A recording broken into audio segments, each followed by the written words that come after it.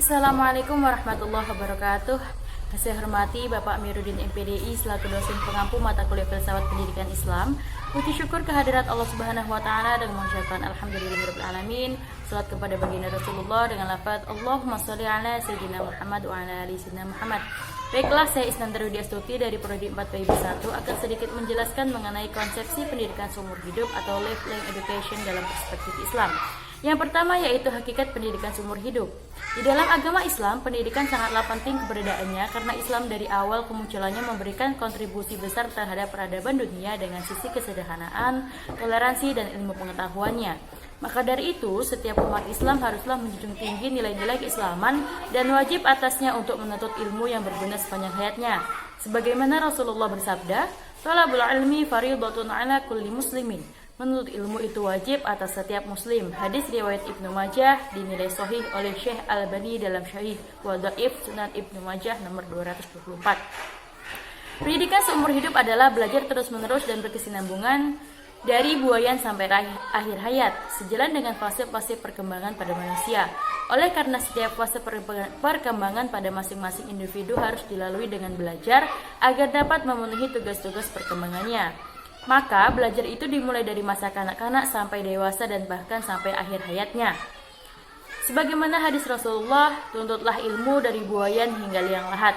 Sehingga dapat disimpulkan bahwa konsep pendidikan sepanjang hayat adalah suatu rancangan pendidikan yang dimulai dari lahir sampai usia tua atau saat mau meninggal. Bila kita cermati di dalam hadis tersebut ditegaskan bahwa tonggak awal pendidikan terjadi di dalam lingkup keluarga.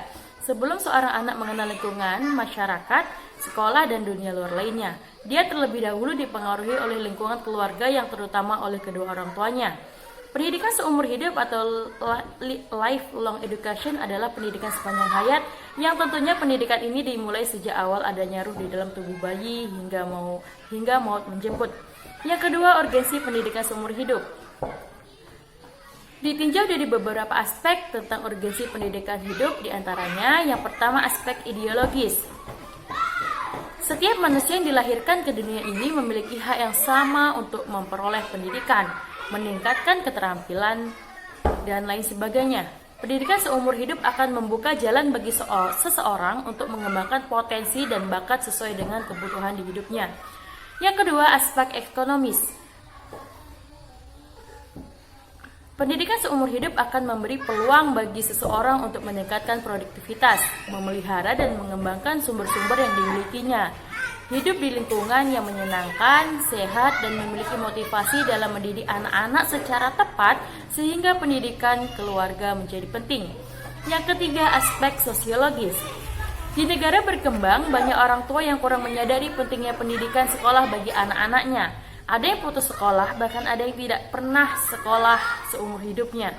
Pendidikan seumur hidup bagi orang tua merupakan problem solving terhadap fenomena tersebut. Yang keempat, aspek politis. Pendidikan kewarganegaraan perlu diberikan kepada seluruh rakyat untuk memahami fungsi pemerintah. Tugas pendidikan seumur hidup menjadikan seluruh rakyat menyadari pentingnya hak-hak pada negara demokrasi. Yang kelima, aspek teknologis.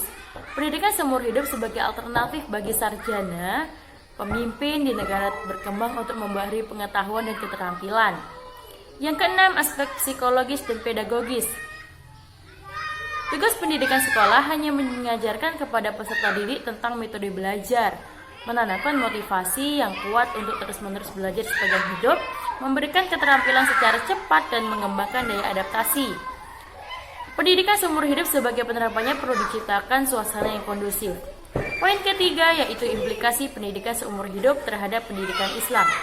Dalam Islam, belajar merupakan kewajiban setiap muslim, baik itu perempuan maupun laki-laki. Dan hasil dari belajar harus diamalkan baik untuk diri sendiri maupun bagi orang lain. Pengamalan ilmu harus dilandasi dengan iman dan nilai-nilai moral.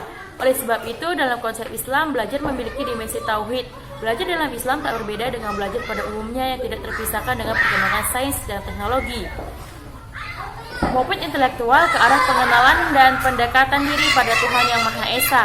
Ini juga berarti bahwa belajar dalam Islam bertujuan untuk memperoleh kesejahteraan umat manusia dan lingkungan yang dengan motivasi ibadah. Oleh sebab itu, segala aktivitas berkaitan dengan ilmu harus dipertanggungjawabkan secara moral oleh Allah Subhanahu wa taala.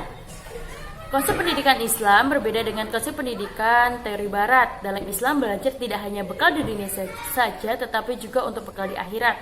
Rabbana atina fid dunya hasanah wa fil akhirati hasanah wa qina adzabannar. Nah, mungkin hanya itu yang bisa saya sampaikan pada kesempatan kali ini. Saya mohon maaf apabila terdapat banyak kekeliruan ataupun kesalahan. Semoga apa yang saya sampaikan ada manfaatnya. Saya akhiri, wabillahi taufiq wal hidayah. Assalamualaikum warahmatullahi wabarakatuh.